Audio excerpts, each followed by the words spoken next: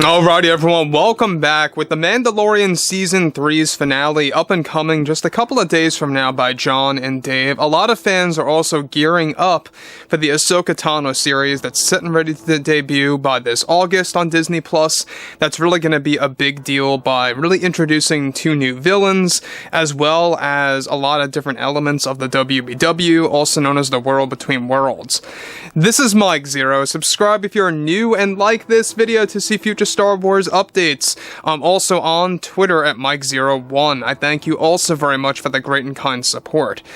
Now, as of late, post-Celebration, there's been a lot of interviews being given out by Kathleen Kennedy, Bob Iger, John, Dave, and other creators that are associated with the Star Wars franchise, and Kathleen Kennedy has been really talking directly to the fan base as of late, based on exactly how she views the fans, how she views the community, the current situation of the fans being divided, and all these different aspects that have been quite an issue for a number of years now, right?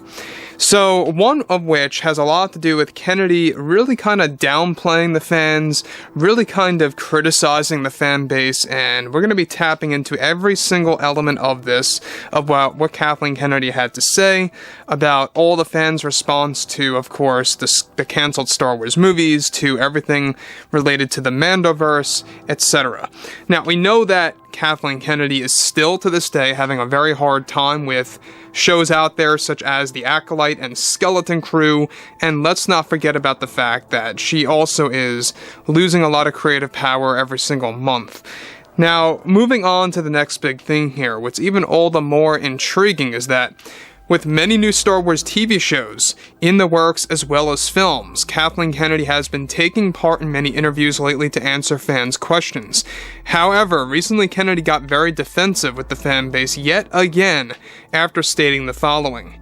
"It never amazes me how fans react when we make certain announcements. They seem to act very jaded and reserved or guarded when we announce films nowadays. And with projects that myself, Leslie and Mr. Watts are working on, such as Skeleton Crew and The Acolyte, I have already seen fans criticizing a show they have not seen yet, which just is not fair to us or the creators of these stories that work so hard on them.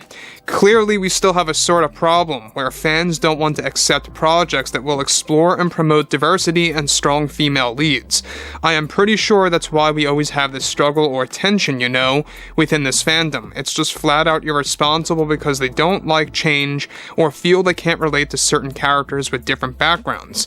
Now, let me just stop right here for one moment about what Kathleen Kennedy is putting out here is that, first things first, the reason why so many fans are jaded and reserved based on the movie announcements is because Kathleen Kennedy made terrible mistakes by prematurely announcing several Star Wars movies. Yes, I say several because that's how many movies have roughly been cancelled after they were announced. You had the David Benioff and D.B. Weiss trilogy, 3 whole movies cancelled.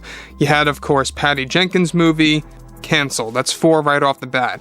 Kevin Feige's movie fell apart. Taika Waititi's movie right now, by the way, is not looking too hot. And the only ones that are standing true so far is the Rey movie, Dawn of the Jedi, and Dave Filoni's Star Wars film.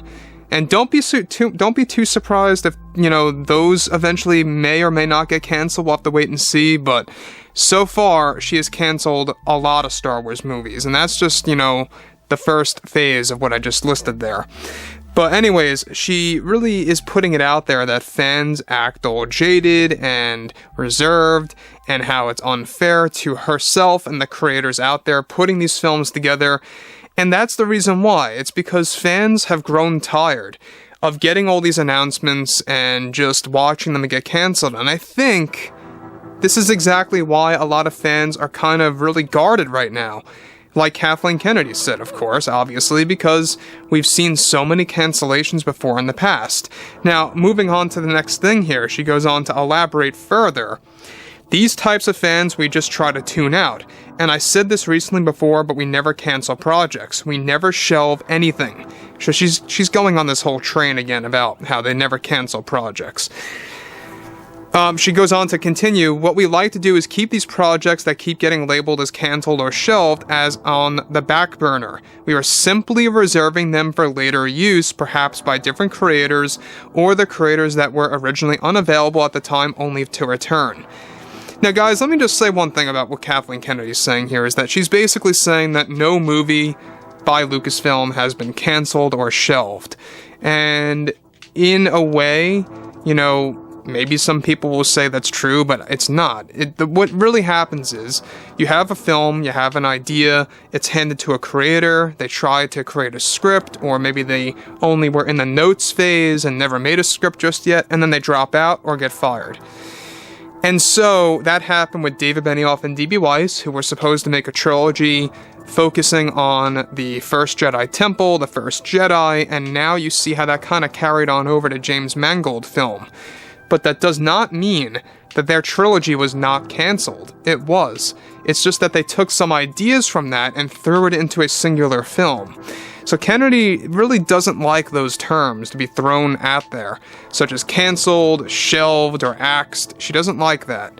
She likes the word back burner, and she applied that to Rian Johnson's trilogy, which she prematurely announced also. That was another great example of how she announced those 3 movies before The Last Jedi even arrived. Alright? So, on to the next thing. She goes on to conclude, we never cancel Patty, Kevin, or Ryan's Star Wars films. That's just completely outlandish. We are simply saving their stories for later use.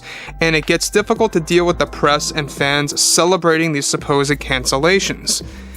And again, the reason why I think you see so many fans celebrating some, not all, but some cancellations is because they were very well aware that some of those were Kathleen Kennedy-driven projects, and we all know that fans are not a fan of Kathleen Kennedy. She is the worst leader in the film industry, in my opinion.